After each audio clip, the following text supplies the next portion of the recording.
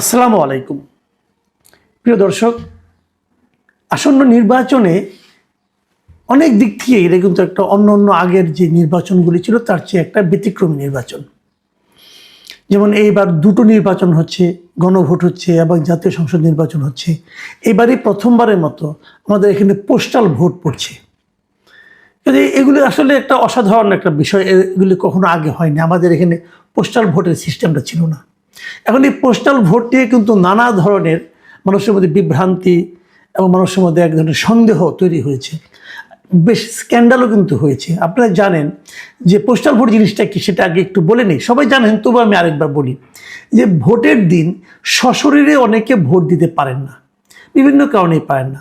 ধরেন জেলখানায় থাকেন, অথবা ধরেন তিনি আপনার এই দেশের বাইরে আছেন, অথবা ধরেন তিনি হয়তো কোনো নির্বাচনী কাজ করছেন, নির্বাচনী দায়িত্ব পালন করছেন।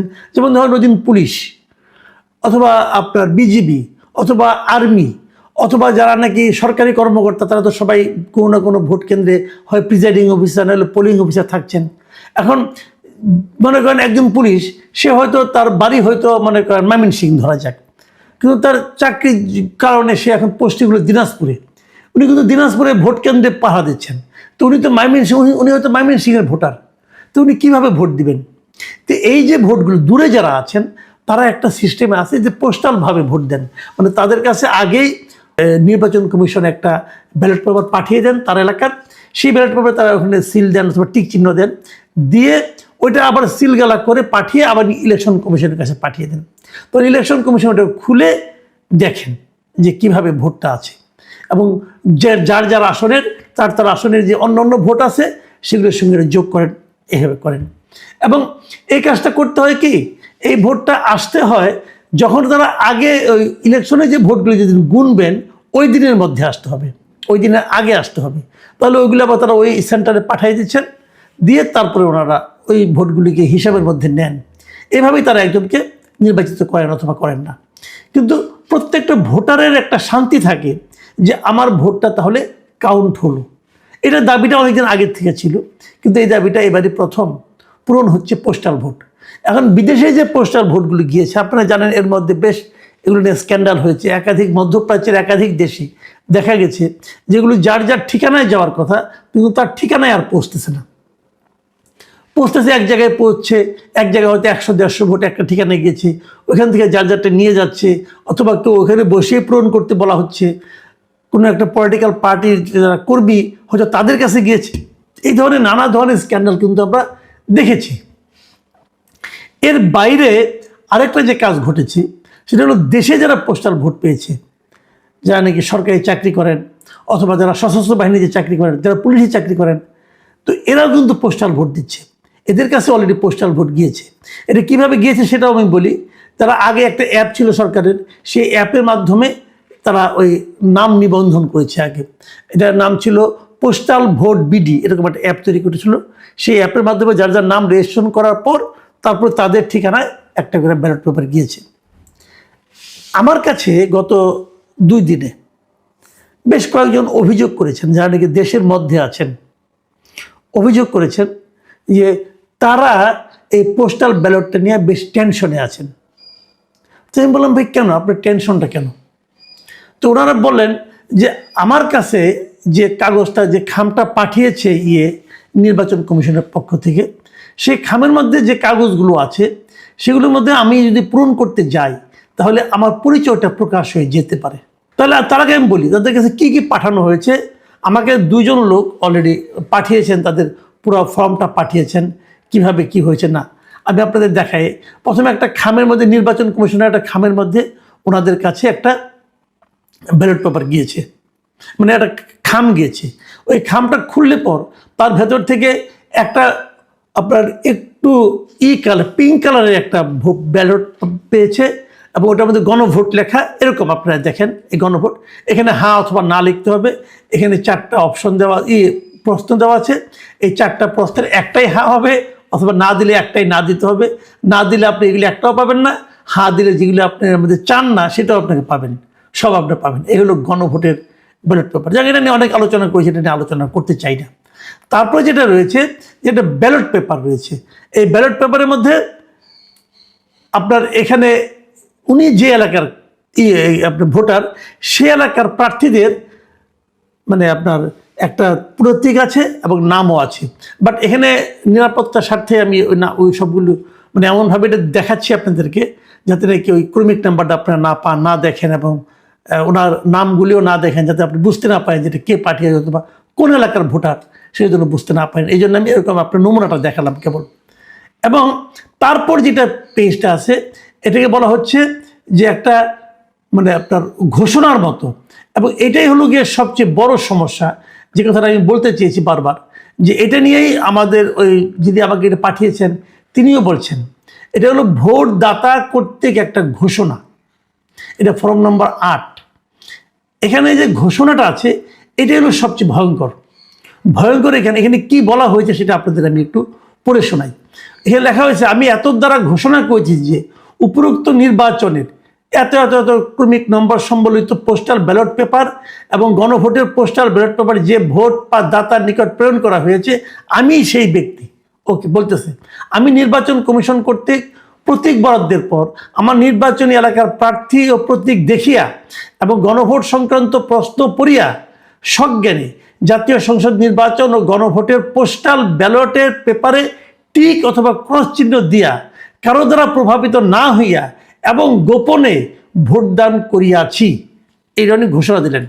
তারপরে উনি বলতেছেন যে আমি আরও ঘোষণা করেছি যে পোস্টাল ব্যালটে ভোটদানের উদ্দেশ্যে মোবাইল অ্যাপে নিবন্ধন করার পর আমি শুধুমাত্র পোস্টাল ব্যালটের মাধ্যমে ভোট প্রদান করিয়াছি বিধায় সশরীরে ভোট কেন্দ্রে উপস্থিত হইয়া ভোট দিতে পারিব না।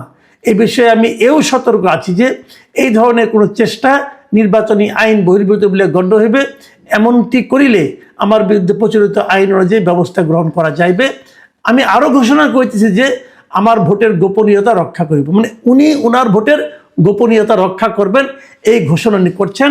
তারপরে তারিখ দিতে হবে এবং নিচে ডান দিকে দিতে হবে ভোটদাতার নাম এবং জাতীয় পরিচয়পত্র নম্বর এবং স্বাক্ষর।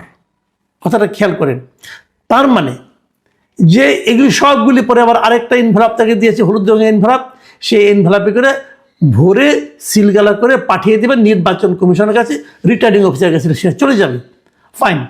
এখন আমার প্রশ্নটা দেখেন আপনি, খেয়াল, যে ভোটার আমার কাছে পাঠিয়েছেন ওনার আতঙ্কের জায়গাটা একটু খেয়াল করেন। তিনি বলছেন এই যে ঘোষণাটা আছে, এখানে তো আমি আমার স্বাক্ষর দিচ্ছি, আমার ভোটদাতা হিসেবে আমার নাম দিচ্ছি এবং আমার জাতীয় পরিচয়পত্র নাম্বার দিচ্ছি।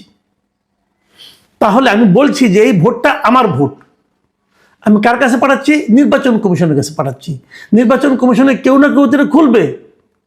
যিনি খুলবেন তিনি জানবেন যে এই ভেতরে যে ভোটটা আছে, এই ভোটটা এই ভদ্রলোক দিয়েছেন। যদি সেটা দেওয়া উনি জেনে যান, তাহলে কি এটা আমার গোপনীয়তা লঙ্ঘন হচ্ছে না? প্রিয় দর্শক, ভেবে দেখুন, আমার কাছে যারা পাঠিয়েছেন এর মধ্যে একজন সশস্ত্র বাহিনী ব্যক্তিও আছেন। ওনার বক্তব্য হলো, তা আমি তাকে চাকরি করি। এখন ধরেন আমি যাকে ভোট দিলাম সে পাশ করলো না, অন্য দল পাশ করলো, তাহলে তারা কি খোঁজ করবে না যে পোস্টাল ব্যালটে কে কে আমাদের বিপক্ষে ভোট দিয়েছে? এবং তারা যখন পাশ করলো তাদের হাতে তো সব কিছু থাকবে, ইলেকশন কমিশনও তাদের নিয়ন্ত্রণে থাকবে।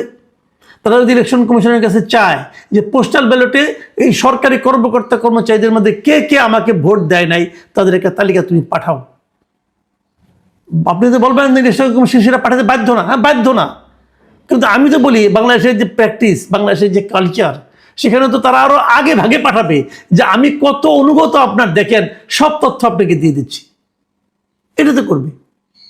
তাহলে যিনি ভোটটা দিলেন তার চাকরি নিয়ে টানাটানি, তাকে তো বলবে হ্যাঁ বেটা তুই আমার বিপক্ষে ভোট দিলি কেন, তার মানে তুই ওই দলের লোক, তুই ওই মতাদর্শের লোক, তোর চাকরিতে রাখার কোনো দরকার নাই।